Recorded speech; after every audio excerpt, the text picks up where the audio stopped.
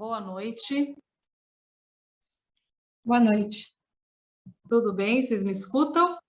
Sim. Ai, que bom. Desculpem aí o atraso, mas eu tive um problema aqui com a tecnologia, gente. Então, tentei aqui desconectar o meu computador, fui para o celular e tive que vir para o celular. Mas eu acho que o atraso não foi tão grande, mas eu peço desculpas aí para vocês. Então, antes de iniciarmos a live, por alguns minutinhos aí de atraso, eu gostaria só de fazer a minha apresentação como professora Sônia Japone, uma das organizadoras aí da live, né, desse conjunto de lives que estamos organizando, eu, a Nair e o Rodrigo, em nome da diretoria executiva da Intercom, pela Cátedra Intercom. Então, hoje, nós vamos começar já, tá? Só para a gente fazer um apanhado do que nós iremos fazer hoje. Então, hoje, nós iremos ter a segunda live, né, dessa quarta temporada, com o grupo de trabalho Comunicação e Trabalho no contexto de plataformização e da desinformação. E essa segunda live da quarta temporada tem como organização o GP de Comunicação e Trabalho e foi coordenado pelas professoras Roseli Fígaro e Cláudia, a professora Cláudia da ECA, Cláudia Nonato, certo? Tudo bem assim? Tudo certinho? E nós temos aí como convidados, aí depois a gente vai fazer a apresentação, como convidados nós temos como os participantes a professora Roseli Fígaro, da ECA USP, o professor Rafael Grohmann, eu acho que é assim que a gente pronuncia, da Unicinos, o professor Thales Lelo, da ECA USP, e a mediação da professora Cláudia Nonato, da ECA USP, né, professora? Isso. Todos estão presentes? Sim. Todos estão presentes? Então, só para a gente... Tá, então, só para a gente fazer um combinado, essa live ela vai até às 19h30, ela está sendo gravada, porque depois ela fica disponibilizada lá no banco, né, da Intercom, da Cátedra Intercom, para as pessoas reverem, retomarem, inclusive todos os vídeos, né, da primeira, da segunda, da terceira temporada já estão disponíveis e a gente vai fazer a mesma coisa com a quarta temporada, tá? Nós vamos ter até às 19h30, então, essa live, talvez a gente pegue um pouquinho, porque já são 18h06, mas eu vou ficar aqui, né, supervisionando, e quando for mais ou menos umas 19h10, 19h15, eu entro na sala, eu apareço novamente para sinalizar que o nosso tempo está finalizando, e depois, o tempo final, esses minutos restantes, a gente pede para que os participantes, os coordenadores da live, abram para perguntas, né, que chegam, às vezes, pelo Facebook, que chegam aqui mesmo pela sala, para eles terem essa oportunidade de participarem, de esclarecer alguma eventual dúvida com vocês. Tudo bem assim? Tudo. Alguma dúvida? Não? Tudo certinho, né? Então tá, professora. Então, primeiro a gente agradece a participação do grupo de GP Comunicação e Trabalho. Então, nós vamos iniciar. Podemos? Podemos. Então, tá bom. Eu posso começar ou a professora vai falar alguma coisa? Eu vou falar rapidamente, tá bom? Tá bom. Tá. Agora foi só aquele bate-papo assim para a gente fazer os acordos, né, de horário e confirmar se todos estão presentes, tá bom?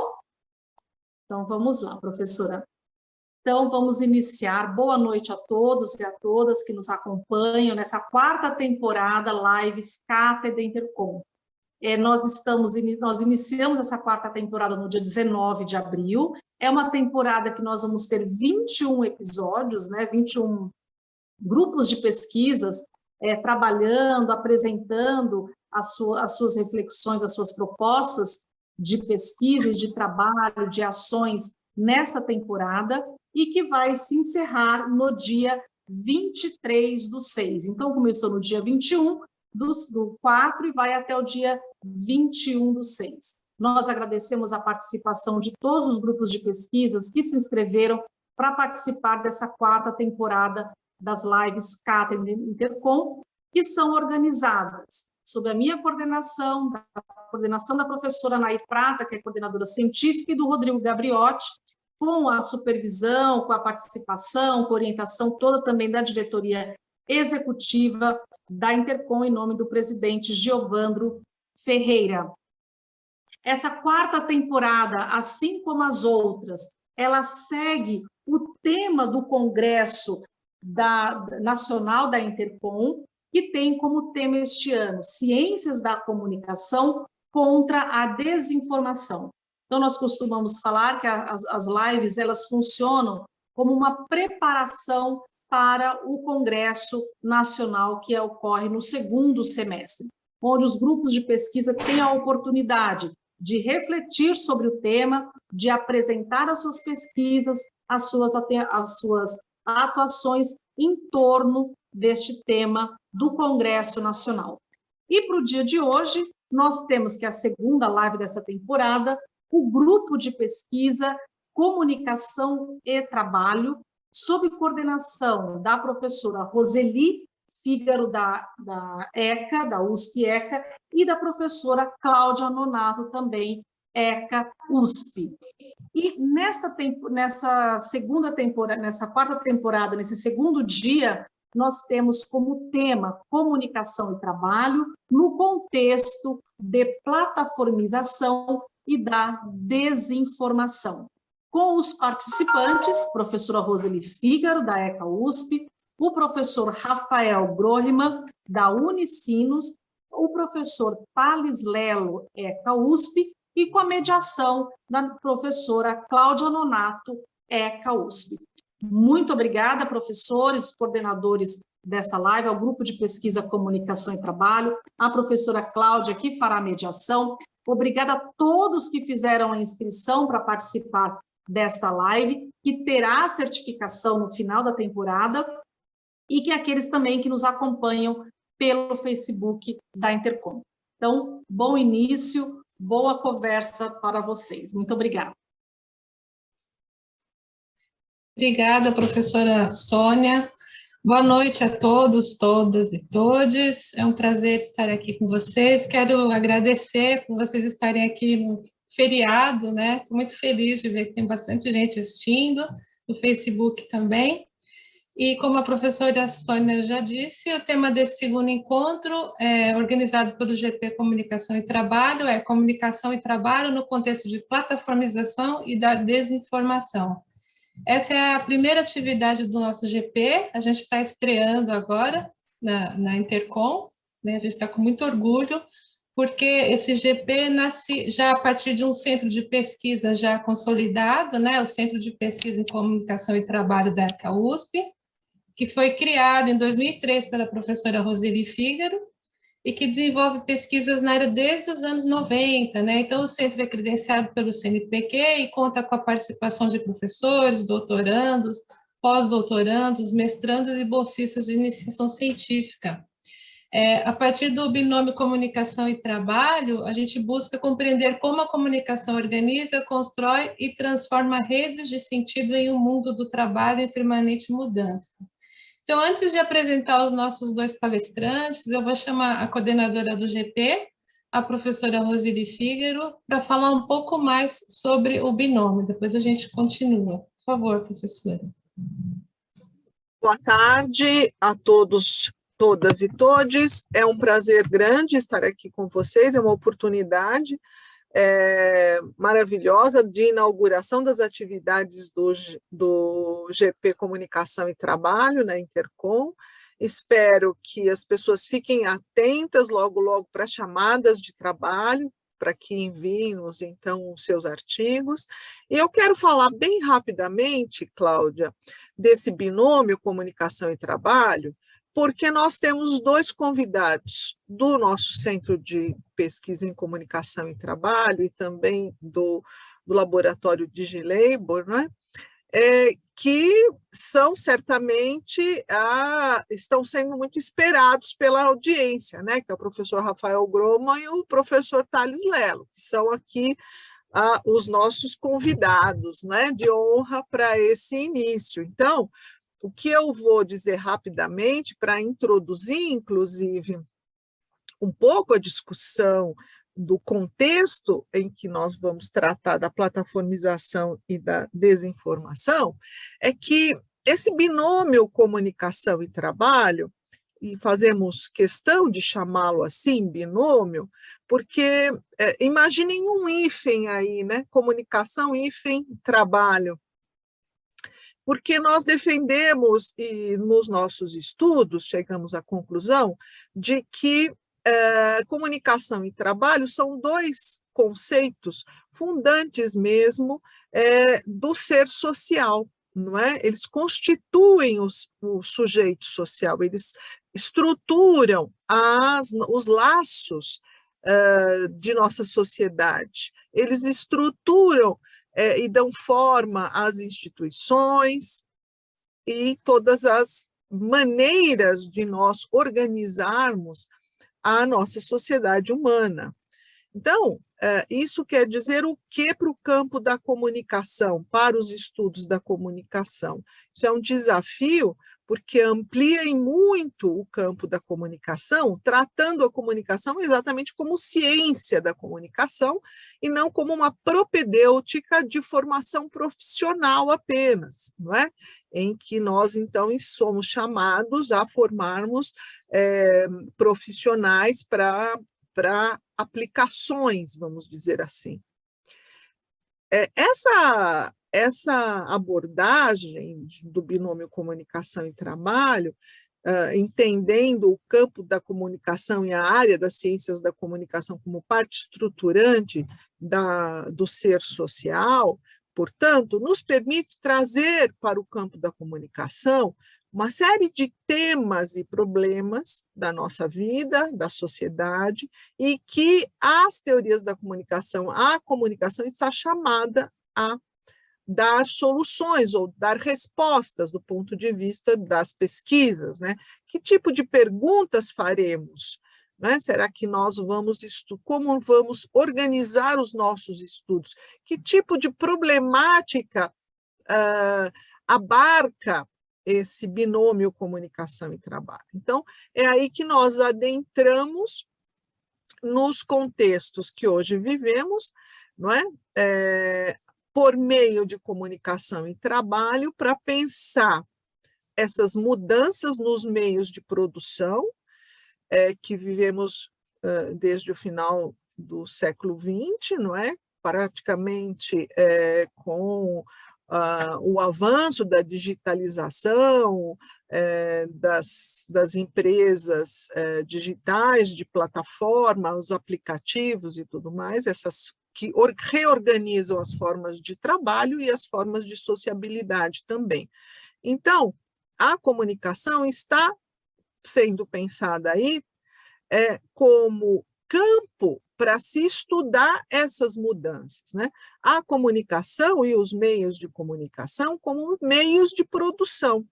Essa questão é que traz para nós um novo desafio para estudarmos na nossa área, não é? Onde pesquisas então se abrem, né, novas perguntas nas áreas de pesquisa, como estamos aqui vendo ao trazermos esses dois convidados, não é? De que aspecto, de que abordagem teremos, então, para tratar tanto a quanto a desinformação, não é? É isso que nós queremos trazer nessa discussão de hoje. Então, eu vou ficando por aqui, convidando as pessoas também a lerem e a visitarem o site do Centro de Pesquisa em Comunicação e Trabalho, também as nossas redes sociais, né? Nosso Instagram, o nosso Facebook, e lá vocês encontrarão, então, as nossas atividades e as nossas publicações. Eu agradeço e passo para você, Cláudia, para você poder, então, apresentar os nossos convidados. Obrigada. Obrigada, Roseli. Bom, eu vou passar já em ordem alfabética para o Rafael, depois para o Thales, já pedindo para vocês, se tiverem perguntas, para escreverem no chat ou mandarem pelo Facebook, que no final a gente tenta responder, tá bom? Rafael Groman é professor do Programa de Pós-Graduação em Ciências da Comunicação da Universidade do Vale do Rio dos Sinos, a Unicinos, é coordenador do Laboratório de Pesquisa DigiLabor, diretor científico da Associação Nacional dos Programas de Pós-Graduação em Comunicação, a Compos, e coordena, entre outros projetos, né, o Fair Work Brasil, o Observatório Visgo de Plataforma e Trabalho em Fazendas de Clique, é organizador do livro Os Laboratórios do Trabalho Digital, da Boitempo. Acho que uns 20 minutos assim já é o suficiente, né, Rafael? Com já certeza. Vou contando já. Pode ir cobrando. Por aceitar o nosso convite.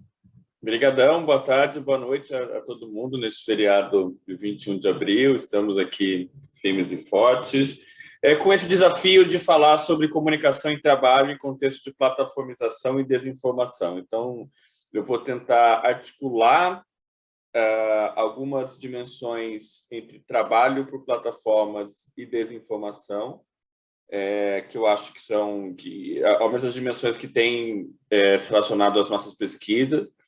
E a gente tem partido tanto da noção de plataformização do trabalho, que significa a crescente dependência de plataformas digitais para realizar atividades de trabalho, e as plataformas entendidas ao mesmo tempo como meios de produção e meios de comunicação, ou seja, as plataformas como um lugar onde, ao mesmo tempo, se interage e se trabalha, onde os processos produtivos e comunicacionais estão colocados, né? Então, como um locus privilegiado para a área da comunicação.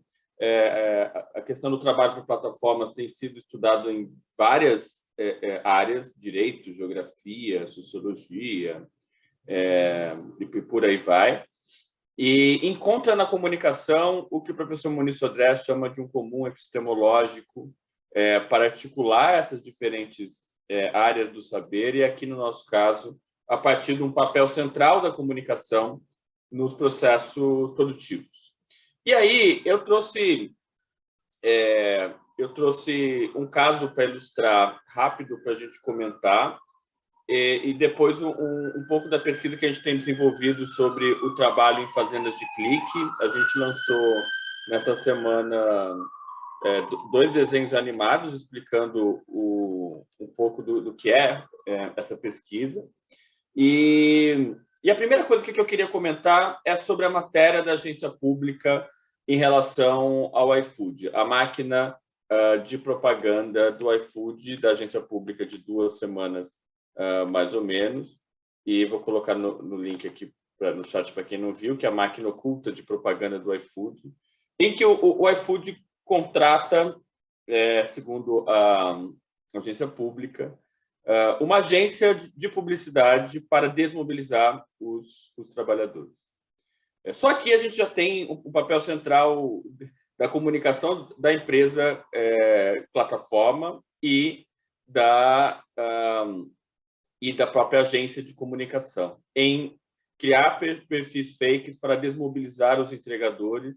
É muito interessante para nós, que somos da área da comunicação, ver a questão da linguagem utilizada por esses perfis fake que o iFood contratou, porque é algo assim, o trânsito tá giga, vamos não sei o que lá. Eu falei, gente, quem é que fala que o trânsito tá giga? É uma coisa bem paulistana, Faria Limer, assim, tentando simular uma linguagem de entregador. Então, desde essa dimensão mais da linguagem, de tentar se fazer passar a partir de uma agência de publicidade, dessa dimensão fake, até todas as dimensões éticas, legais, e o que significa isso em termos de uma representação e da voz do trabalhador na plataforma.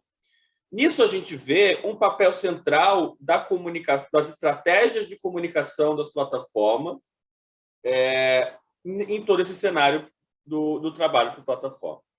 E o iFood no Brasil, o exemplo mais paradigmático de como eles se vendem como responsáveis sociais, de como eles se vendem como cidadãos, como estamos abertos a ouvir todo mundo, e tudo o que não está exatamente do jeito que eles pensam é taxado ou de radical, ou olha, não era bem assim, Olha, inclusive em termos de estratégias de patrocínio, eles patrocinam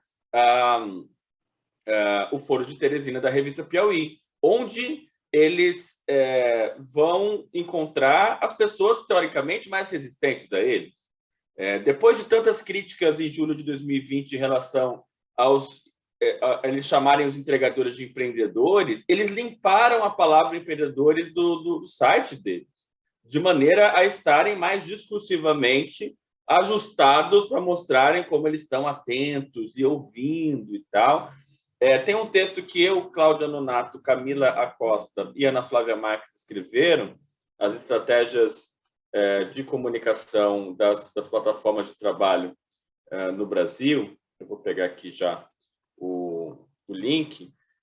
A gente analisou posts de iFood 99 e tal durante 2 meses do ano de 2020, na época da greve dos entregadores, e um dia antes da greve dos entregadores, o iFood posta no Instagram um card dizendo assim: bloqueio injusto não, entregador, estamos do seu lado. Ou seja, a greve era contra o iFood. E aí o iFood mostra, olha como nós somos, nós estamos ao lado do entregador, porque naquele momento era uma pressão muito grande em cima da empresa e dos próprios consumidores em relação ao que é o iFood. Então, as estratégias de comunicação das plataformas são centrais para a modelização do que eles entendem, e em geral, em setores de políticas públicas, que são nada mais do que setores de comunicação institucional e de lobby, inclusive em Brasília e alguma coisa assim, e que vão tentando minar qualquer coisa que possa estar, de uma maneira, posicionando de uma maneira que eles não entendem como sendo a deles, e vão tentando minar todos os outros esforços, seja de acadêmicos, seja por onde for. Então, a matéria da agência pública é um exemplo de como, nessas estratégias de comunicação das empresas, se joga com muita desinformação. Algo que vinha, essas estratégias de desinformação, que vem de um universo também histórico da comunicação política, da comunicação eleitoral, e que passa a ser usado como um elemento fundamental para as plataformas ganharem cada vez mais terreno. Então, esse caso do iFood é um caso para nós da área da comunicação nos pensarmos enquanto também a nossa responsabilidade em relação a isso. E o papel das agências também em aceitar e se colocar a serviço dessa máquina, então, de propaganda. A gente coordena no Brasil um projeto chamado Fair Work. A Roseli também faz parte da pesquisadora do projeto. A gente analisou 6 plataformas no primeiro ano, de acordo com os princípios de trabalho decente, com a noção de justiça em relação ao trabalho digno, enfim, em relação às plataformas. No Brasil, de 0 a 10, as principais plataformas tiveram somente nota 2. E aí a gente joga com a pressão inversa. É preciso tornar público o que essas plataformas realmente fazem. Embora seja muitas vezes sem surpresas, eu ouvi muito disso quando a gente lançou o relatório. Não é nenhuma surpresa. Não é nenhuma surpresa, mas isso é preciso ser mostrado com clareza o que elas não cumprem em termos de remuneração, condições de trabalho, contratos, gestão e representação. A gente vai continuar tornando público o que as plataformas fazem e não fazem em termos de trabalho decente, inclusive com risco de fair washing. O que é o fair washing? Washing é uma palavra, limpeza, lavagem de imagem das empresas, que existem em diferentes áreas.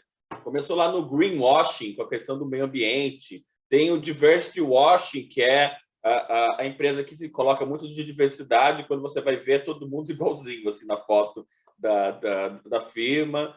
E o fair washing é quando a empresa se coloca publicamente como estamos preocupados com o Objetivo de Desenvolvimento Sustentável da ONU, estamos preocupados com o trabalho, com os trabalhadores, e, no fundo, isso é mais uma jogada também de uma comunicação institucional com uma cortina de fumaça.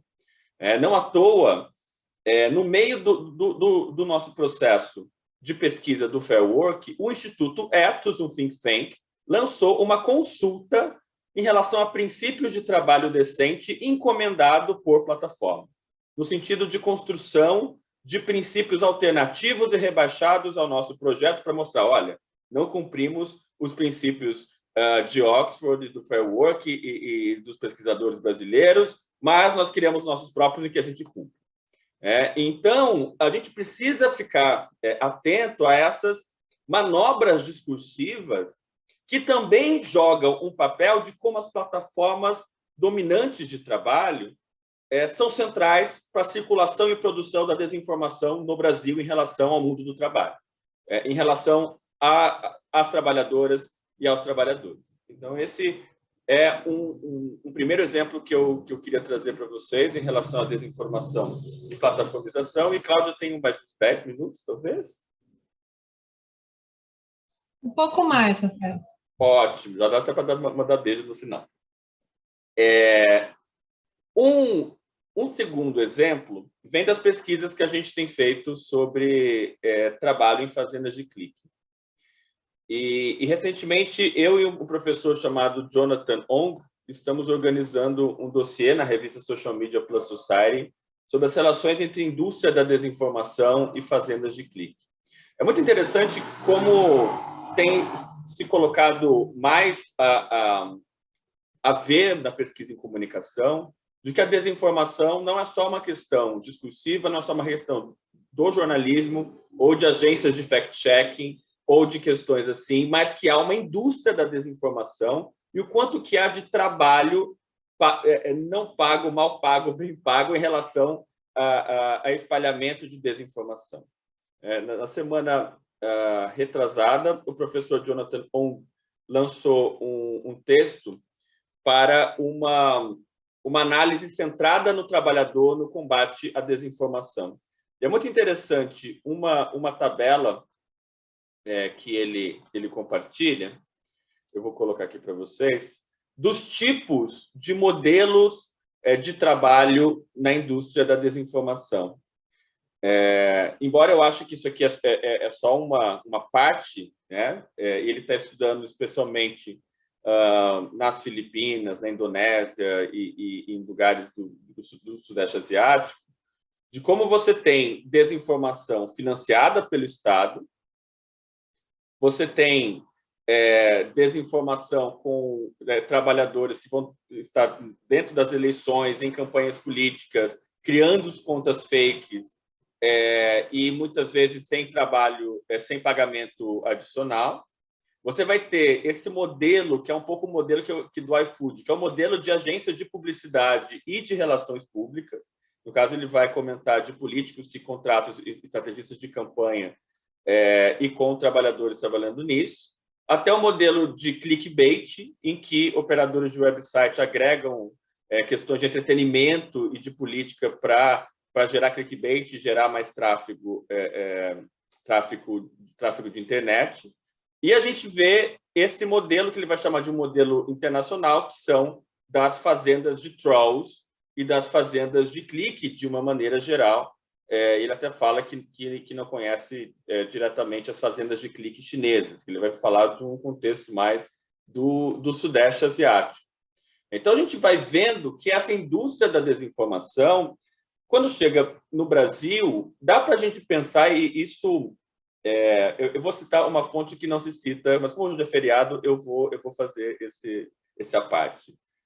Um colunista de fofoca chamado Léo Dias, ano passado, falou da milícia das fofocas e o quanto que estavam sendo espalhados produção de desinformação em relação às celebridades para produzir buzz, que é um pouco do que se tem se falado sobre Big Brother 22. Ontem eu estava fazendo uma busca exploratória no Twitter sobre fazendas de clique e o que mais apareceu era dizendo: Arthur Aguiar tem fazendas de clique no Big Brother. Temos produção de votos a partir de fazendas. Lógico que isso ainda não tem evidências exatamente disso, mas o quanto que isso ultrapassa também o puramente político e eleitoral e vai se espalhando para tudo quanto é lado. Não à toa, esses dias o Fábio Malini deu uma entrevista para a Folha, dizendo que, como nas eleições, o que pode mais bombar são canais de fofoca, tipo Choquei, que vão começar também estão começando a colocar a agenda política, e, a princípio, são canais de fofoca e de celebridades. Muito bem, desse exemplo do Jonathan Ong, a gente tem feito uma pesquisa nas chamadas fazendas de clique. O que são fazendas de clique? São empresas que se colocam como empresas de marketing digital.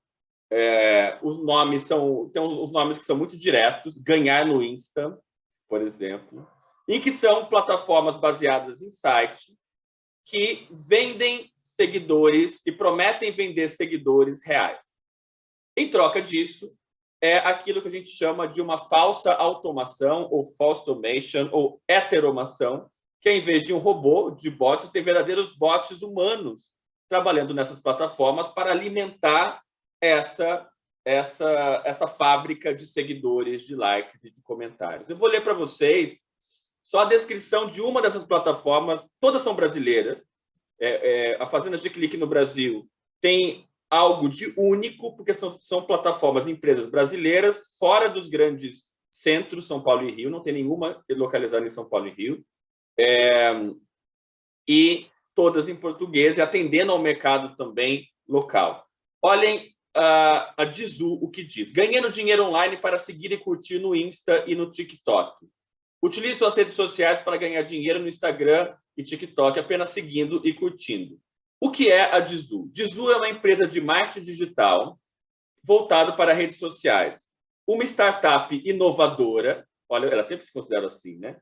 Que encontrou uma forma de suprir a dor de pessoas que desejam se tornar famosas. Ou seja, vou repetir isso para vocês. Ela encontrou uma forma de suprir a dor de pessoas que desejam se tornar famosas. E a dor de pessoas que possuem interesse em ganhar uma renda extra pela internet e assim remunerá-la. O que acontece? Você tem clientes, a gente depois eu posso falar de questões mais metodológicas, vou falar mais dos resultados agora. Você tem, já achamos lá, candidato a prefeito de São Paulo, apresentadora de TV infantil dos anos 90, dupla sertaneja, jogador de futebol, mas eu chamo isso de anedótico, porque é um ou outro que a gente acha. A gente até dá uma risadinha, eu chamo essa pessoa comprando clique hoje. No TikTok, no Instagram, agora tem o Quai também, que dá para comprar seguidor. Mas o que mais tem é influenciador, ou quero ser influenciador, de várias as áreas: direito, saúde, personal trainer, instrutor de crossfit, é o que mais tem. Ou estabelecimentos comerciais do interior do Brasil, uma lanchonete de Ribeirão Preto que precisa do Instagram para poder vender seus lanches. E aí compra seguidores como uma estratégia de credibilidade. Porque se eu tiver 3 mil ou sei lá, 10 mil seguidores a mais, eu vou ter mais credibilidade no mercado, que você coloca o Instagram e o TikTok com essa função. E isso a custa de trabalhadores que ganham por tarefa 0,001 centavos. Para não dizer que Rafael está exagerando, eu vou mostrar do próprio site de uma dessas empresas, chamada Ganhar no Insta, em que... Vocês estão vendo aí, Ganhar no Insta? Aqui. Quanto vocês pagam? 0,006 centavos por ação para seguir alguém no Instagram, 0,003 para curtir algum perfil no TikTok, e aí tem 0,005 no Facebook. Até o ano passado, os trabalhadores eram pagos também por dar discutidas em vídeos no YouTube, o que mostra uma relação entre o trabalho plataformizado e redes de ódio. E olha o que a plataforma fala. O valor pode parecer pouco, mas pela quantidade de ações realizadas por dia, você pode ter uma boa renda extra mensal. Muito bem. Os trabalhadores descobrem essas plataformas por meio de canais no YouTube dizendo prometendo ganhar renda extra. Ganhem renda extra, ganhem renda fácil, ganhem renda passivamente. Em geral, também se colocando como empreendedores, marqueteiros digitais, e prometendo, vendem cursos para ensinar as pessoas, muitas vezes com uma trajetória, ou a maioria com uma trajetória histórica de informalidade no trabalho. A gente entrevistou mulheres que foram até catadoras de latinha e que trabalham hoje para essas plataformas. É o que eu chamo da deep web do trabalho de plataformas, e passam o dia clicando, comentando e curtindo em canais em Instagram, por meio... E aí, para poder sobreviver, primeiro, às vezes usa o celular do filho, pega o computador do marido, esse papel da família como algo central. Muitas mulheres trabalhando para essas plataformas, e que, para sobreviver, acabam criando um monte de conta fake. Teve uma trabalhadora que até falou para a gente: nossa, eu morro de medo de ser processada. Eu já criei uma conta fake do meu pai, mas eu pedi para ele. Ou eu crio conta fake da minha família e vou pedir: olha, Roseli, eu vou criar uma conta fake sua com a sua foto. Ou eu vou criar uma conta do Harry Styles, um perfil do Harry Styles, porque as celebridades não vão me processar. Eu tenho muito medo. E aí os trabalhadores se veem nesse dilema ético de clicar ou não. Ao mesmo tempo ele fala: mas eu não quero clicar com a minha própria... Se eu clicar só com a minha conta, as pessoas vão ver que eu estou seguindo coisas nada a ver. Então eu não quero envolver a minha conta pessoal nisso. Então, para poder ganhar o mínimo, criam um monte de conta fake, gente com 200 contas fake. E aí os grupos de WhatsApp são uma porta do inferno para essa deep web do trabalho por plataforma. Em grupos tipo Crescendo nas Plataformas, Ganhe Renda Extra, e por aí vai. Assim. Isso no WhatsApp, também no Telegram, mas muita coisa no WhatsApp. Em que as pessoas... Em que há um mercado paralelo de contas fake, desde 30 centavos até R$5. R$5 as que têm mais curtidas, para os trabalhadores usarem essas contas para seguir os clientes, para comentar nas contas dos clientes. Há um mercado paralelo de packs de fotos, em geral também de mulheres, e prometendo mulheres normais, não é celebridade nem blogueirinha, vendendo por 50 centavos um pack de 50 fotos. Então, uma série de ações golpistas, ilegais, nessas fronteiras da informalidade, da ilegalidade e da pirataria, em relação a essa circulação de contas fake, de fotos fake, e de seguidores fake. Então, no fundo, a gente tem, nas fazendas de clique, para além de trabalhadores mal pagos, radicalizando e renovando a histórica informalidade do trabalho no Brasil, como uma grande viração 4.0, a gente tem esses trabalhadores alimentando dimensões fake ou dimensões de desinformação, ainda... que não... diferentes dimensões fake de desinformação em relação a influenciadores, com impacto, por exemplo, para a economia de influenciadores. Fala muito de influenciadores e tal, não se fala desses trabalhadores que alimentam toda essa economia, e com base em seguidores e comentários fake, que é uma dimensão dessa desinformação, com contas fake por parte dos trabalhadores e com fotos fake por parte dos trabalhadores. Tem alguma... Deixa eu só ver aqui.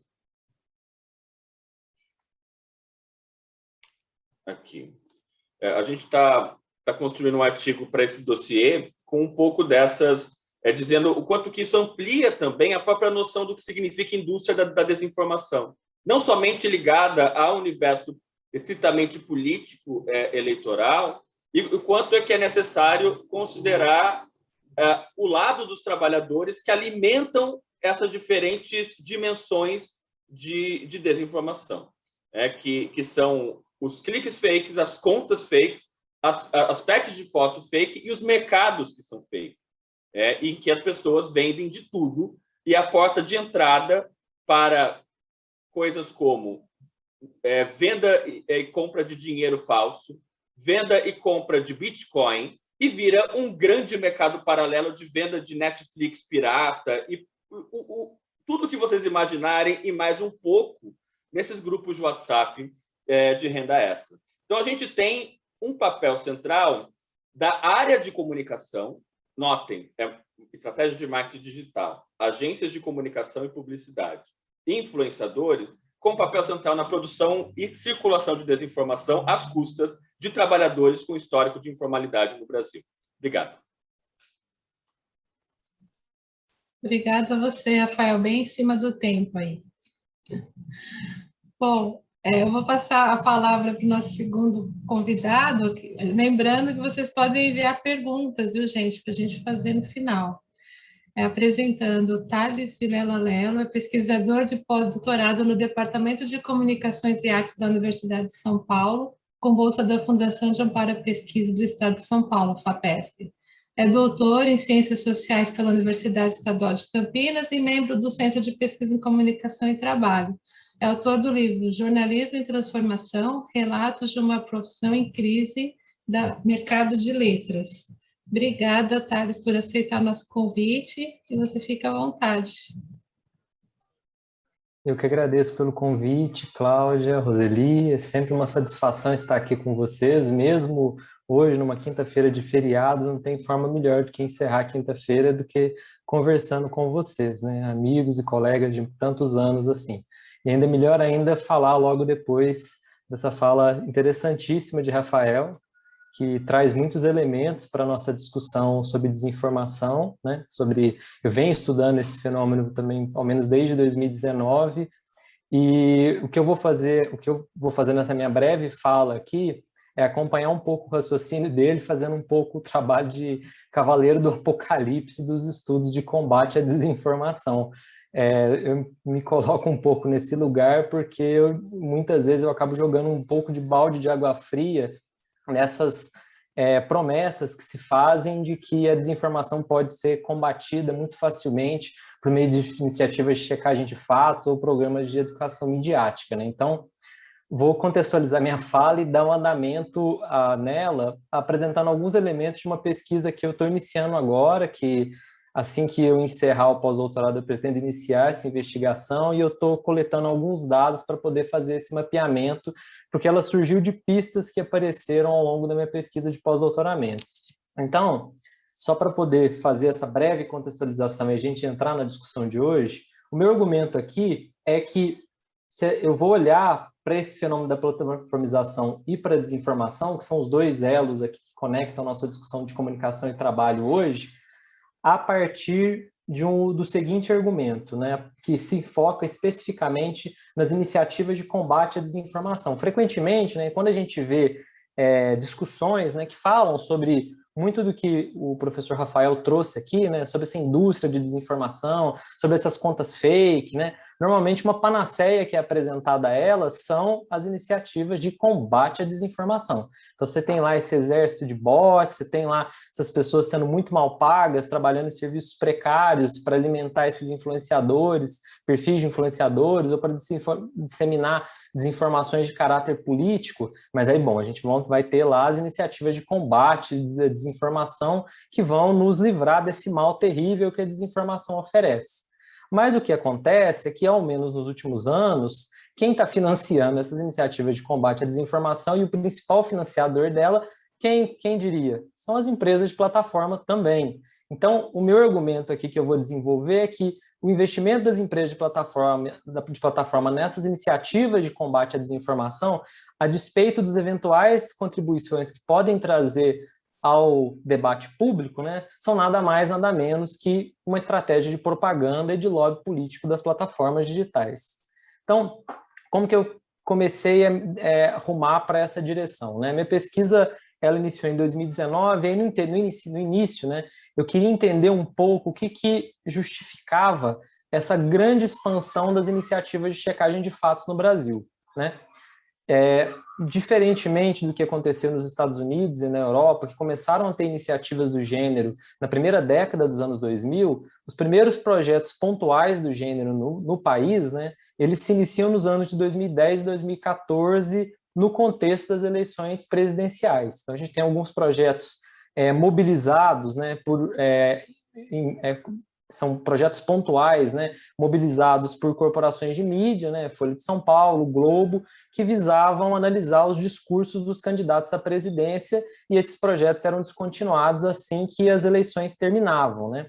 Eles começam muito estimulados por iniciativas que estavam gozando de bastante prestígio nos Estados Unidos. Então, a gente teve iniciativas de combate à desinformação premiadas com Pulitzer no final dos anos 2000. A gente teve uma iniciativa muito bem sucedida na América Latina também, o Chequeado, que começa nos anos de 2010 e consegue lograr bastante sucesso na Argentina e se tornar uma iniciativa dedicada de combate à desinformação, mas no Brasil até 2014 a maioria dos projetos eles são bastante pontuais. Só que de repente em 2015 alguma coisa muda. E os primeiros projetos dedicados de checagem de fatos, de combate à desinformação, são inaugurados como arranjos alternativos às corporações de mídia, para usar um conceito aqui muito caro ao Centro de Pesquisa em Comunicação e Trabalho, por jornalistas que vinham da grande imprensa, mas resolveram investir, agora tendo financiamentos de outros fundos, para elaborar projetos do gênero, né? Já tendo em vista que a discussão sobre desinformação provavelmente ganharia tração nos anos subsequentes. Em 2016, essa temática da desinformação, né, ela explode no mundo todo, sobretudo por meio dos resultados das eleições nos Estados Unidos e pelo referendo do Brexit, né? À época, muito se alegou que os resultados desses processos políticos, né, eles haviam sido decisivamente influenciados pela circulação de desinformação. Então se falava, bom, Trump ganhou as eleições dos Estados Unidos porque ele financiou lá uma campanha de desinformação massiva, direcionando publicidade a eleitores que eram mais suscetíveis de serem influenciados pelo seu discurso, e isso influenciou naturalmente o resultado das eleições. E o mesmo se dizia do Brexit. Na sequência disso, o que foi o primeiro resultado? Pressão sobre as empresas de plataforma, porque as campanhas feitas por Trump, por exemplo, no Facebook, né, elas foram desmascaradas por meio da época do escândalo do Cambridge Analytica.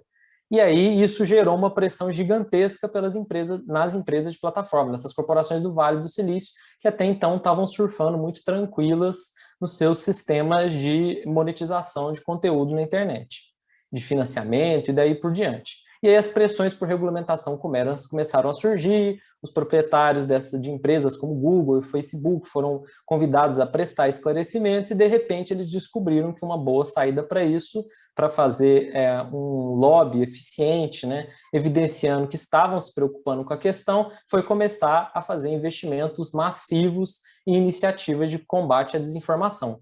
Então, já em 2017, tanto o Google quanto o Facebook, né, na época Facebook, hoje Meta, lançaram seus programas de incentivo ao jornalismo para investir recursos pesados na imprensa, né? Então, o Google lançou lá o Google News Initiative e o Facebook, na época, lançou o Facebook Journalist Project, que depois foi renomeado para Meta Journalist Project, né?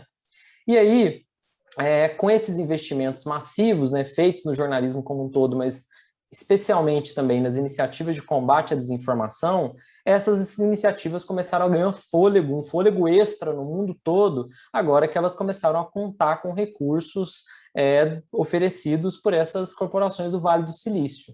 No Brasil, qual foi o resultado disso? Em 2016, 2017, novas iniciativas de combate à desinformação começaram a surgir, todas elas de caráter jornalístico e dedicadas, né? Muitas delas, inclusive, oferecidas, né, pela grande imprensa, lançadas comunidades de checagem da grande imprensa. Então, tem o UOL Confere, Estadão Verifica, Fato ou Fake, e daí por diante. E muitas também inauguradas como arranjos alternativos às corporações de mídia, como são os casos que eu já mencionei, do Aos Fatos e da Agência Lupa, né? E essas iniciativas, elas ganharam um impulso bastante expressivo no contexto das eleições brasileiras de 2018, em que essa pauta da desinformação já surgia como um elemento bastante problemático que poderia eventualmente influenciar nos resultados das eleições, uma vez que Bolsonaro era muito nomeado à época de Trump dos trópicos, né? Então se sabia que ele ia usar de muita desinformação para poder impulsionar a campanha dele. Aí depois uma série de discussões vieram na esteira aí disso, né, denunciando financiamento indevido de campanha para impulsionar a desinformação nas mídias sociais, em aplicativos de mensagem, e em paralelo a isso, Facebook e Google começaram a fazer grandes investimentos nas iniciativas de combate à desinformação no Brasil, mas não só no Brasil, também na América Latina como um todo, levando em consideração que outros países também passaram por processos eleitorais mais ou menos no mesmo período. E aí esses recursos, né, começaram a chegar por meio de diversas parcerias e deram fôlego para essas iniciativas, especialmente aquelas que dependem desses recursos para conseguir sobreviver economicamente, uma vez que muitas delas, não ligadas às corporações de mídia, têm que desenvolver estratégias híbridas de financiamento para conseguir garantir a manutenção das suas atividades. Então, por meio dessas parcerias, essas empresas conseguiram prosperar, muitas delas conseguiram prosperar, e inclusive se tornou uma meta de outras que foram sendo inauguradas nos anos seguintes. Então, aquelas que conseguiram tecer relações estáveis com Google e Meta, começaram a influenciar outras que estavam sendo lançadas e que viam nessas parcerias uma possibilidade de garantir estabilidade. Bom, onde eu quero chegar com isso? Quero chegar com isso que hoje a gente tem um cenário no Brasil de um ecossistema, né, de combate à desinformação, incluindo aqui checagem de fatos, iniciativas de educação midiática, programas de comunicação científica e daí por diante, extremamente financiado, principalmente financiado por essas empresas de plataforma. E aí eu resolvi expandir esses dados para poder ver como que está esse ecossistema na América Latina, não só no Brasil, e incluindo não só os fact-checkers, mas outras iniciativas também de combate à desinformação. Então, eu comecei a coletar alguns dados e trago aqui alguns resultados preliminares a vocês. Então, entre 2017 e 2022, as empresas de plataforma ofereceram pelo menos 15 programas de financiamento e parcerias fixas para projetos na América Latina que se voltam a esse tal combate à desinformação. Só em 2020, devido à emergência da pandemia da Covid-19, 7 linhas de financiamento foram lançadas por essas Big Tech para auxiliar projetos dedicados a combaterem desinformação sobre saúde. Quais são os valores investidos totais no continente? Eu não estou contando o mundo todo, né? Eu estou focando especificamente na América Latina. Qual que é o valor investido? É fato que muitos dos valores não são informados, né? Sobretudo o Google não gosta de informar muitos valores que investiu nesses projetos. Mas o que eu consegui somar aqui é da ordem de pelo menos 9 milhões e 300 mil dólares entre 2017 e 2022. Isso contando, sobretudo, estou falando mais especificamente, desses programas de curta duração, porque os projetos de parcerias a longo prazo, eles não informam os investimentos feitos. Eu tenho uma ideia por conta da pesquisa que eu venho desenvolvendo, mas esses dados não são informados. O que eu sei é que programas que são parceiros, iniciativas que são parceiras estáveis do Google e do Facebook, elas recebem a maior parte dos seus recursos das empresas de plataforma. Então, a gente tem aí 9 milhões e 300 mil dólares, né? Pensa bem o quanto dinheiro que é isso para empresas, a maioria delas identificadas como arranjos alternativos às corporações de mídia, ou seja, que dependem desses recursos para sobreviver. O Google e o Meta hoje, eles vão financiar projetos, olha o número de países: Argentina, Brasil, Chile, Venezuela, Peru, Bolívia, Paraguai, Equador, Uruguai, Colômbia, México, El Salvador, Nicarágua, Honduras, Panamá, Costa Rica, Cuba e Guatemala, pelo menos nesses países. Onde que estão os principais investimentos aqui? Eles são especificamente, a maior parte deles, voltados a iniciativas de checagem de fatos. Tanto que o Meta possui, desde 2017, um programa de parcerias fixas com agências signatárias da International Fact-Checking Network, intitulado Meta Third Party Fact-Checking Program. Então, o que é isso? Em 2015, um conjunto de iniciativas de checagem de fatos, capitaneadas por projetos estadunidenses, criaram essa rede de checagem de fatos para poder garantir uma certa transparência dos métodos e criar um padrão ouro de checagem de fatos. Eles fazem auditorias, né, de empresas, de agências que se candidatam a se tornar signatárias dessa iniciativa, dessa rede, né? E os recursos de Meta e Google para checagem de fatos só vão para empresas que são signatárias da International Fact-Checking Network. Então, o que acontece? O Google e o Meta distribuem o dinheiro para essa rede repassa para as agências. Então, hoje em dia, toda agência de checagem de fato está doida para aprender como se tornar signatária da International Fact-Checking Network, porque isso garante uma soma de recursos estável por muitos anos. Atualmente, a gente tem 17 países latino-americanos financiados por esse programa do Meta. Além disso, né, por meio da IFCN e o Meta, paulatinamente, ele lança outros programas de subsídio. E eu vou citar só alguns deles aqui, desses programas pontuais. Fact Checking Innovation Initiative, Global Health Fellowship, Coronavirus Fact Checking Grant e do Global Fact Checking Mentorship Program, que é um programa de mentoria de checadores para interessados em checagem. Então, o Facebook oferece dinheiro para as iniciativas de checagem, que são parceiras dele, treinarem outras pessoas nos seus países de origem a fazer a checagem segundo o padrão da IFCN. Já o Google oferece, desde 2018, subsídio a consórcios de veículos de imprensa destinados ao combate à desinformação, que reúne veículos aí desde pertencentes às corporações de mídia, bem como veículos pertencentes a arranjos alternativos também.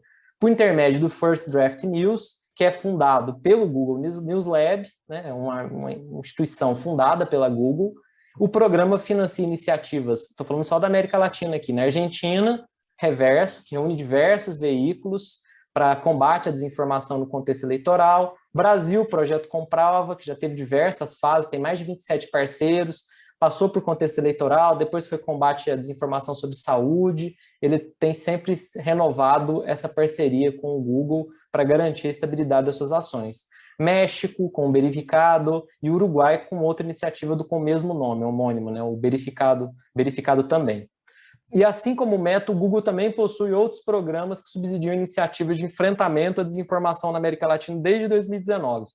A exemplo do Google Artificial Intelligence Impact Challenge e do COVID-19 Vaccine Counter Misinformation Open Fund. Então, são esses programas pontuais que eles lançam, oferecendo um montão de dinheiro para iniciativas interessadas em ser financiadas por eles, né? Todas elas mediadas pela IFCN. E o Google também investe recursos contínuos em programas de media literacy, de educação midiática no continente desde 2019. Só para citar um exemplo aqui, eu não vou ficar falando de muitas dessas iniciativas, até porque meu tempo, eu imagino que já está no final, já está encaminhando para o fim. Eu vou citar um exemplo para vocês terem ideia do dinheiro que o Google está investindo em educação midiática na América Latina.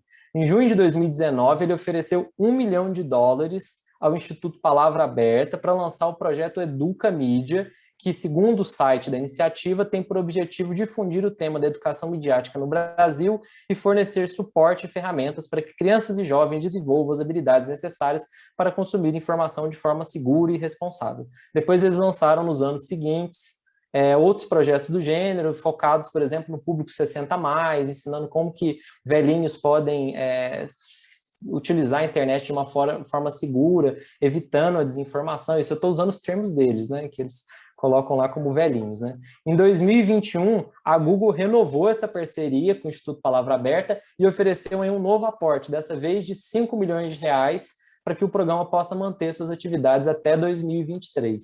E aí tem uma série de outras iniciativas que o Google financia desse gênero também, né? Todas elas focadas em auxiliar jovens e públicos que são considerados vulneráveis a desinformações, para que essas pessoas saibam discernir conteúdos verdadeiros e falsos nas mídias sociais.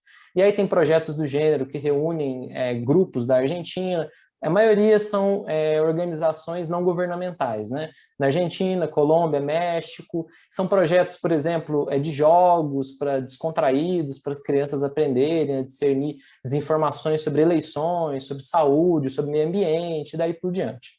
Bom, tudo que eu falei até aqui, poderia não ter consequência nenhuma, só uma descrição, né? Mas eu trago aqui as 3 inferências que eu extraio desse crescente investimento das empresas de plataforma nas iniciativas de combate à desinformação, para não ficar só parecendo que tudo é ursinhos carinhosos e que maravilha das empresas de plataforma que estão botando dinheiro na checagem de fatos para garantir aí a saúde epistêmica das nossas democracias.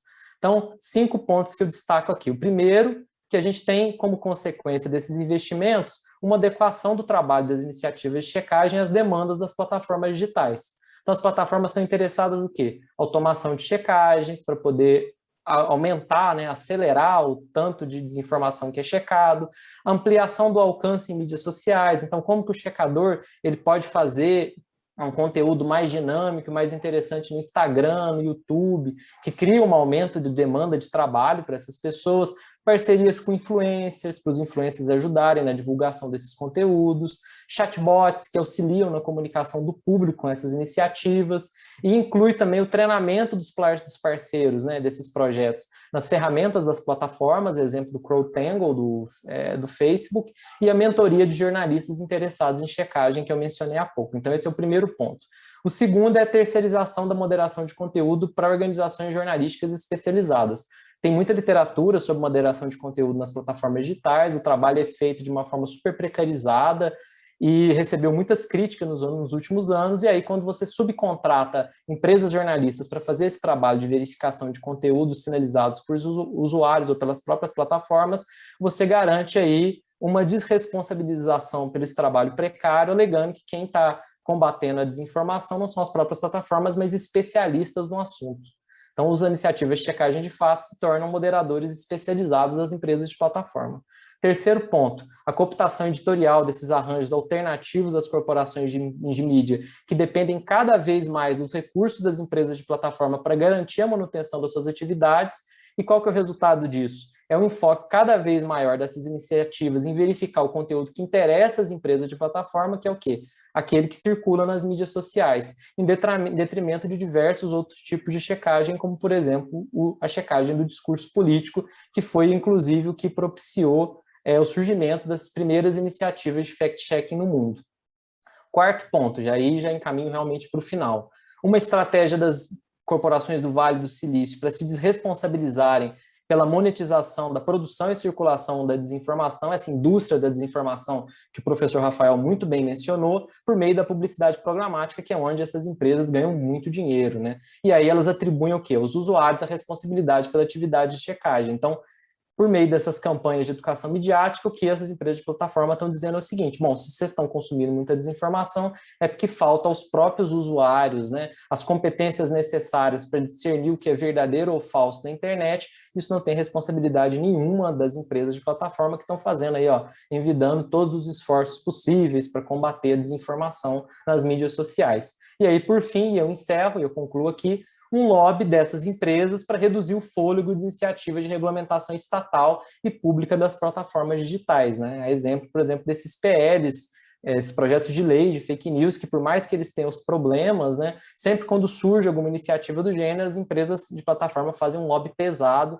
para poder desestimular, né, que eles andem e sejam votados, né? Alegando que as próprias empresas já atuariam, né, de forma definitiva para esse fim, independentemente de governos locais. Então, esses 5 pontos que eu elenco aqui já nos colocam, pelo menos, né, uma pontinha de dúvida sobre o que representa um trabalho de combate à desinformação financiado expressivamente pelas empresas de plataforma. E aí eu concluo fazendo, então, a contraface da primeira parte apresentada pelo Rafael. Então, de um lado, a gente tem as empresas de plataforma financiando a produção de desinformação e, de outro lado, a gente tem elas ali também financiando o combate à desinformação. É isso, muito obrigado.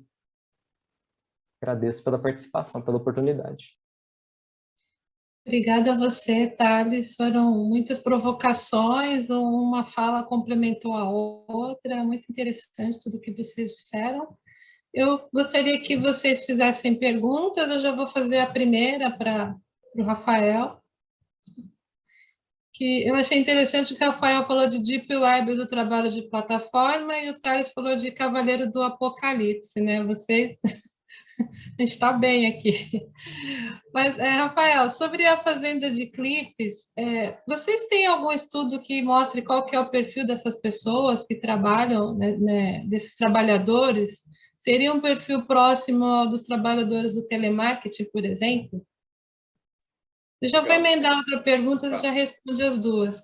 E se existe alguma sinalização, interesse de regularizar esse trabalho? Duas perguntas interessantes. Primeiro, dizer que essa pesquisa está em andamento. A gente... Olha, eu imagino ficar mais uns 3 anos, né? Do tanto de coisa que tem. Por exemplo, a gente não chegou ainda a entrevistar os clientes. A gente sabe quem é que comprou clique, por exemplo. Eu ainda quero entrevistá-los. Eu vou contar um pouco de como a gente tem feito isso metodologicamente. A gente descobre essas fazendas de clique, que eles não chamam de fazendas de clique, os trabalhadores chamam de sites, o trabalho nos sites.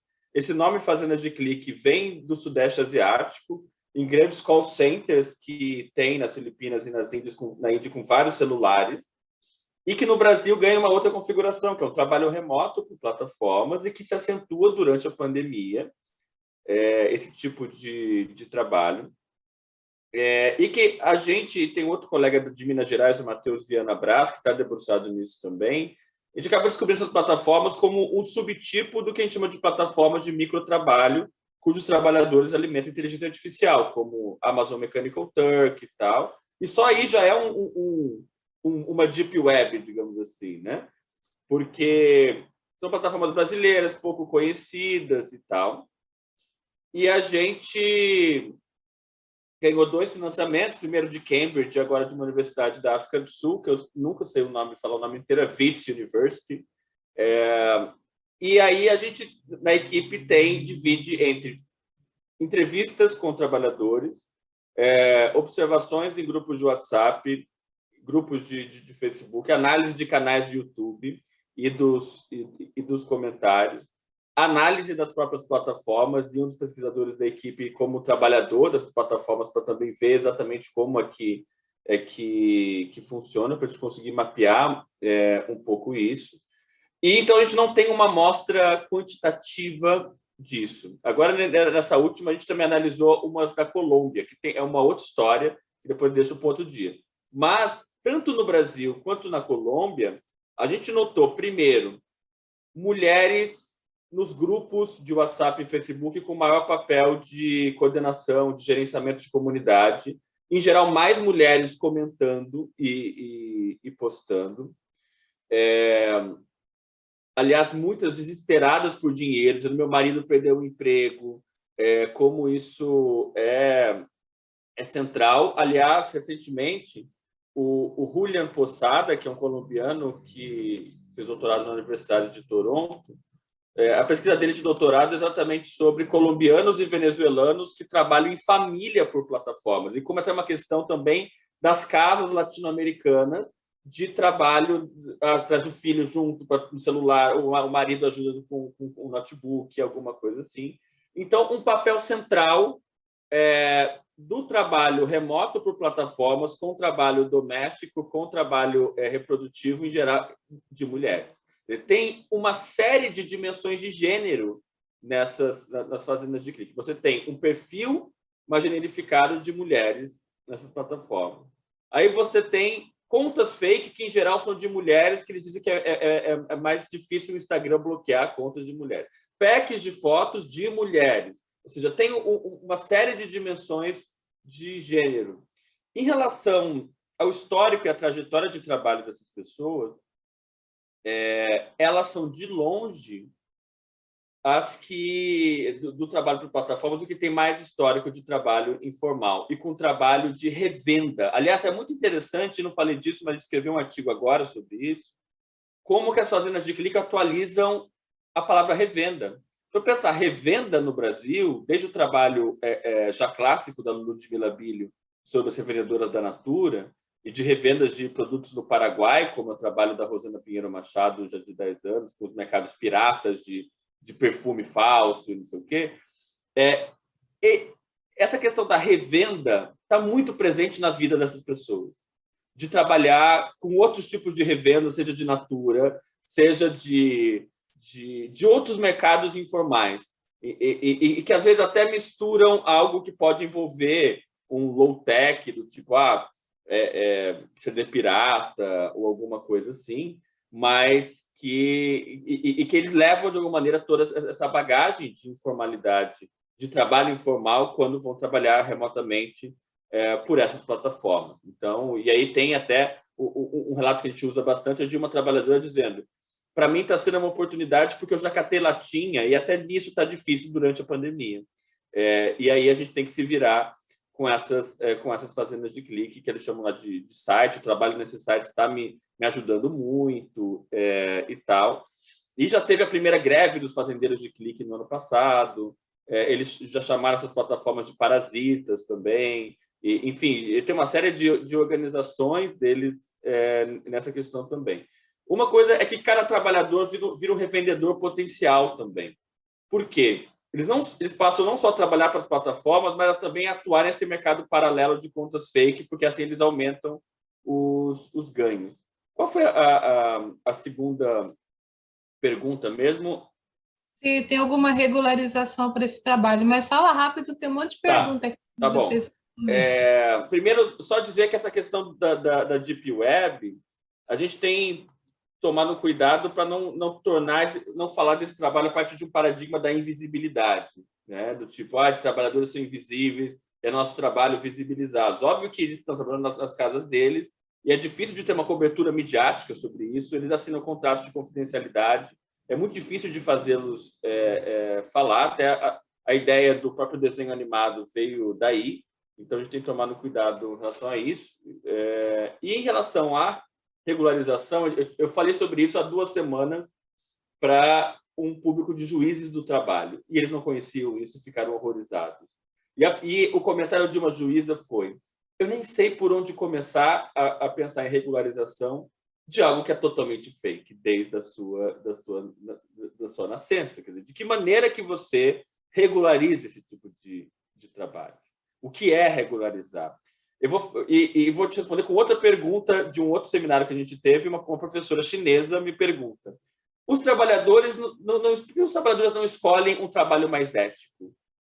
Gente, é gestão da sobrevivência, não é uma questão de escolha, né? Então, tem essas questões que são complicadas e o que eu tenho feito é levar toda essa problemática também para os nossos amigos juristas dizerem em relação a essa regulação. Obrigada, Rafa. Tem 3 questões aqui, eu vou ler, e aí vocês 2 respondem, tá bom?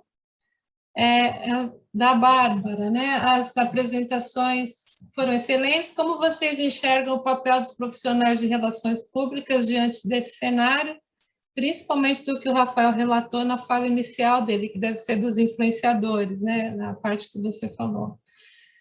O Cleiton, achei interessante o tema do Rafael de fazendas de cliques, embora o tema seja trabalho e comunicação, percebo que permite-se pensar em um estudo de tipificação ou categorização que envolve profissionais contratados para promover a desinformação para o campo político, econômico, social, com trabalhadores da informalidade e os trabalhadores profissionais especializados até do setor da economia formal e mista.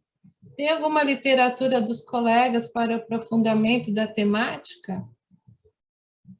Fernanda Mello, estou fazendo o curso Programa de Certificação de Multiplicadores do Instituto Palavra Aberta e do Camídia. Desconfiava desse forte aporte do Google, mas não sabia que eram cifras tão elevadas. Thales, interessante esse mapeamento que você fez. Carlene desconhecia esse modelo de trabalho, o Rafael já respondeu aqui, então é isso, com vocês agora, gente. A gente tem 15 minutos, 14. Eu vou passar por Thales primeiro. Dos RPs? Eu não tenho muito assim mais o que acrescentar dessas questões, mas assim, as relações públicas estão fazendo, da Google e do Facebook estão fazendo um ótimo trabalho, né? Porque esse discurso, né, de combate à desinformação, ele ganhou muita atração nos últimos anos, né? E a gente tem convidados da imprensa aí quase toda semana falando que a gente tem que envidar esforços para o combate à desinformação. Os próprios fact-checkers, né, eles têm influenciado bastante o debate público nessa direção.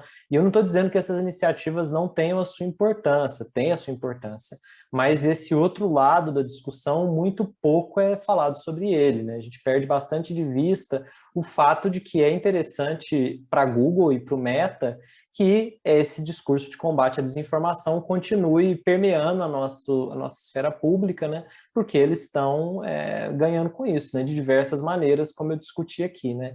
E se eles estão ganhando muito com isso, que são empresas privadas, controladas por atores corporativos, situados nos Estados Unidos, com influência mundial, se eles estão concordando com essa pauta, alguma coisa a gente deveria pensar a respeito, né? Deveria nos causar pelo menos algum tipo de incômodo, né? Então, se eu pudesse comentar sobre isso, eu acho que o trabalho que eles fizeram foi muito eficiente, porque de um momento em que eles estavam sofrendo muita pressão para poder, de alguma forma, mobilizar, né, esforços de regulamentação pública do tipo de circulação que eles produção e circulação de conteúdo que eles oferecem em escala global, a gente passou por um outro momento em que parece que passou uma faixa branca aí, agora o trabalho deles é uma maravilha, porque eles estão investindo os recursos e todo mundo está feliz, os fact-checkers estão felizes, estão ganhando dinheiro, estão estáveis, os programas de educação midiática estão aí, está tudo funcionando às mil maravilhas e temos eleições aí em outubro,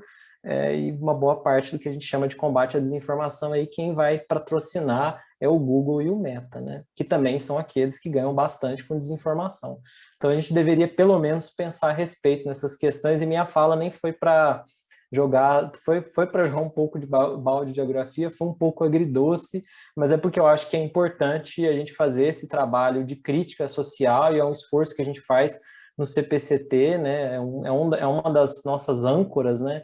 E é importante que a gente reconheça essas dimensões para além de ficar só descrevendo e repercutindo aquilo que todo mundo já está falando por aí, né? Então, eu comentaria um pouco nessa direção. É isso, mas é só mesmo. Obrigada, Thales. Rafael, quer comentar alguma coisa? Quero. É difícil a gente não querer comentar alguma coisa. O papel das relações públicas é central. Está no cerne das estratégias de comunicação das plataformas.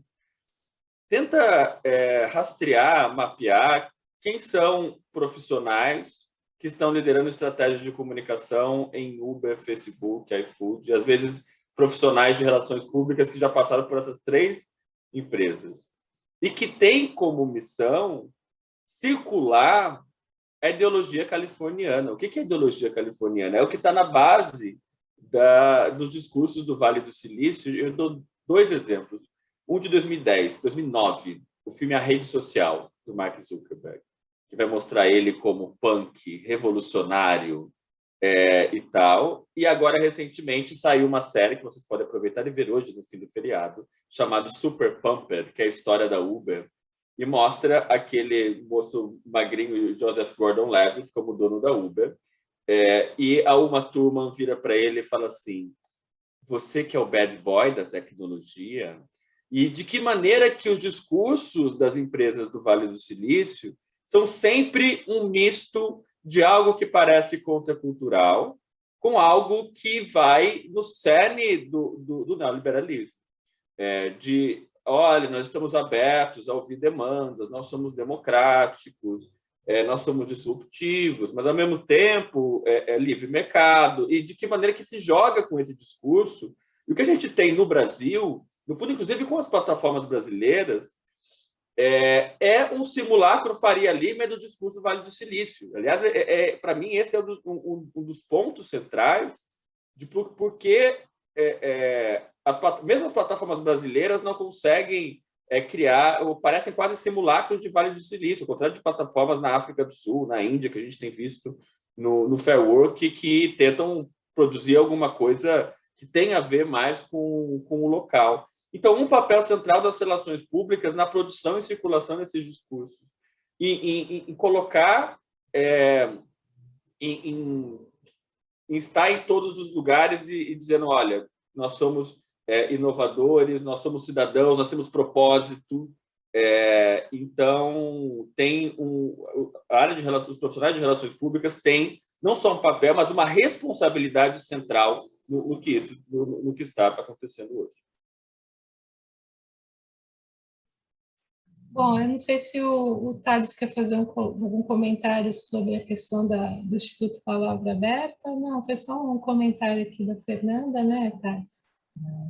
E eu quero agradecer a presença de vocês, já fechando aqui, caminhando para o fechamento, e passar a palavra para a professora Roseli. Muito bem. Então, eu fico muito satisfeita de ter ouvido os resultados, né, das pesquisas desses 2 grandes pesquisadores, jovens pesquisadores brasileiros, que têm uma contribuição fantástica para entendermos o momento atual. E ambas as pesquisas mostram para a gente essa íntima relação de comunicação e trabalho. Se comunicação e trabalho nos constitui socialmente, hoje comunicação e trabalho é a mola central do capitalismo financeiro plataformizado que vivemos contemporaneamente. Rafael mostra do lado, então, da classe trabalhadora, do desespero desse trabalhador em busca de algo para a sobrevivência, o que faz. Seria similar ao que, só que em grandes proporções, né, ao que nós sabemos do trabalho informal, das feiras informais, do comércio de coisas roubadas, de desmonches, que agora ganha uma outra dimensão, não é? Ganha uma outra dimensão. Do outro lado, não é? O trabalho que aparece profissional, de apuração, com um lustro, não é? De cidadania, de responsabilidade social, formulado pela mesma lógica das empresas de plataforma, que ganham com os cliques e com a circulação, na forma de circulação, desse trabalho precarizado do trabalhador do clique, ou desses trabalhadores precários. Então, parece que nós temos aí, nós temos aí um mesmo problema com duas faces. Não é? E essas duas faces são articuladas na lógica de comunicação e trabalho, não é? Pelo tipo de capitalismo, pelo tipo de empresa capitalista que temos hoje globalmente. Então, eu queria ressaltar esse aspecto, porque o campo da comunicação, então, para além da sua tradicional pesquisa relacionada a aspectos intrínsecos aos diferentes perfis comunicacionais tradicionais da área, hoje, eu imagino, eu vejo isso, o campo está chamado a se debruçar para este momento em que a comunicação é o eixo estruturante dessas lógicas de exploração do trabalho e com profunda repercussão na lógica política, não é? Do que estamos vivendo no Brasil e em vários países do mundo, não é? Essa situação não é por conta de uma pessoa má, de um político, vamos dizer assim, não educado, por uma pessoa rude, ou por um problema de uma pessoa conservadora. Não, isso é um problema do sistema, não é? De um sistema que, de alguma maneira, nós precisamos compreendê-lo para não ajudar a alimentá-lo. E eu acho que essas duas pesquisas revelam isso, e os trabalhadores da comunicação estão muito envolvidos com essas lógicas, tanto do ponto de vista do lado da precarização das formas de trabalho, como nós temos mostrado nos nossos estudos, do jornalista, do relações públicas, do publicitário e de outros trabalhadores que hoje entram para o campo da comunicação, mas também do outro lado, comunicadores que, por conta do lugar que ocupam no cenário das posições, eles abrem mão da sua ética, como nós vimos nessa matéria em que a agência pública revela, né, como as duas empresas de publicidade atuaram na defesa na divulgação do iFood para impedir a organização dos trabalhadores, e são profissionais da comunicação, são publicitários que menosprezam, né, satirizam toda a situação. É uma coisa assim, muito séria. Então, vejam que nós temos problemas éticos, que nós temos problemas econômicos, nós temos problemas com relação aos direitos da cidadania, não é? Ao que tanto falamos de um trabalho mais decente, mas nós temos, nessa lógica de compreendermos a articulação de comunicação e trabalho, a possibilidade de entendermos como o sistema econômico e político funciona na contemporaneidade, ou seja, como o capitalismo se renova, se aprofunda e continua expoliando ainda mais os cidadãos e as cidadãs. Então, eu acho que essa mensagem que nós deixamos, que comunicação e trabalho é um ferramental teórico, conceitual e metodológico importantíssimo para entendermos, na verdade, como a comunicação é um eixo estruturante hoje, porque ela é meio de produção, ela é forma de produção do sistema capitalista. E é isso que nós gostaríamos de deixar claro. Obrigada, viu, Cláudia? Obrigada a você, Roseli. Quero agradecer mais uma vez a Intercom, na figura da professora Sônia, ao Thales, Leno, ao Rafael Groma.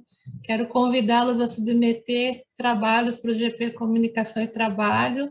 Estamos contando até o dia 11 de julho. Estamos aguardando. E desejo um bom final de semana para todo mundo, um bom final de feriado, tá bom? Muito obrigada, a gente encerra aqui nossa live. Olá, Cláudia. Então, só retomando, muito obrigada a vocês, a quem nos acompanhou, né, pelo Facebook, aqui também pelo chat, parabenizar o grupo Comunicação e Trabalho, em nome da professora Roseli Fígaro, em nome da professora Cláudia, que fez a mediação, aos convidados, Rafael e Thales, que também colocaram aí as suas pesquisas, e que deixaram a gente assim com vontade de conhecer mais essas coisas, né? Por exemplo, fazenda de cliques, né? Que interessante. Eu mesma, professor Rafael, vou buscar mais informações para a gente, né, entender tudo isso, porque são expressões que vão chegando para nós, e cada dia, né, coisas novas que a gente não consegue acompanhar. Muito, muito interessante. E antes de encerrar, eu vou querer falar duas coisas. Primeiro, anunciar a próxima live de terça-feira, mas antes, foi o professor Thales que falou sobre educação midiática em sua fala, né, professor? Você comentou alguma coisa em relação à comunicação midiática. E falar, professores, que em junho, dia 30 de junho, a Intercom organizou, eu até puxei aqui, eu vou ter que falar isso, né? Organizou o primeiro encontro de rede latino-americana de cátedras e observatórios de comunicação, informação, cultura e desenvolvimento social. Neste encontro, nós tivemos a presença do Guilherme Canella, que é da Unesco, né, chefe de liberdade de expressão e segurança de jornalistas, e do Adalto Canelas, da Unesco, coordenador aqui no Brasil. E nesse momento, eles falaram exatamente que um dos eixos da Unesco, né, uma das agendas da Unesco, não eixo, mas um item da agenda da Unesco é a alfabetização midiática, é exatamente esse o termo que eles utilizam, alfabetização midiática, e eles discorreram sobre esse tema, o quanto é necessário, o quanto é importante, e o quanto a Unesco está empenhada em desenvolver essa agenda, né, no mundo, sobre a educação, alfabetização, eles usam esse termo, alfabetização midiática. Então, eu achei muito interessante, Rafael e Thales, de repente, para colocar aí nas discussões de vocês essa agenda da Unesco, que eles estão desenvolvendo aí no mundo e trouxeram essa discussão para a gente nesse momento. E vai acontecer em junho também desse ano, dia 30 de junho, o segundo encontro de rede latino-americana de cátedras e observatórios de comunicação, onde nós teremos também, estamos convidando, ainda não temos a confirmação, estamos aí nos convites, né, na organização também do pessoal da Unesco, novamente, para falar sobre esse tema, aprofundar um pouco mais sobre alfabetização midiática, e com certeza vocês serão avisados, convidados, quem sabe vocês podem participar aí e trazer contribuições também sobre o tema, tá? Então, parabéns mais uma vez, e agora anunciar, né, aqui a nossa próxima live, que acontecerá na próxima terça-feira, porque as lives acontecem sempre às terças e às quintas-feiras, então dia 26/4, com o GP Comunicação e Religiões, com o tema O Estado na Arte, na Pesquisa em Comunicação e Religiões, lançamento do Dicionário de Comunicação e Religião. Teremos a participação da professora Magali do Nascimento Cunha, do ICER, e Alan Novaes, da UNASP. Eu até anotei aqui, o ICER é Instituto de Estudos da Religião, do qual a professora Magali Cunha faz parte, e nós temos a UNASP, que é o Centro Universitário Adventista de São Paulo, também estará presente, com a mediação do professor Ricardo Alvarenga, da Signis. Então, todos estão convidados, vocês já podem fazer ali as inscrições de vocês, garantir a vaga, e nós teremos, com certeza, outra live tão significativa quanto esta. Muito obrigada, em nome da Intercom, da Cátedra, a professora Roseli Fígaro, nosso abraço, a professora Cláudia Nonato, muito obrigada pela mediação, e aos nossos convidados que participaram de maneira tão bacana, né, tão apropriada, nesta live discutindo esse tema tão necessário, e quem também nos acompanhou pelo Facebook por aqui. Muito obrigada e até a próxima live. Tchau, tchau.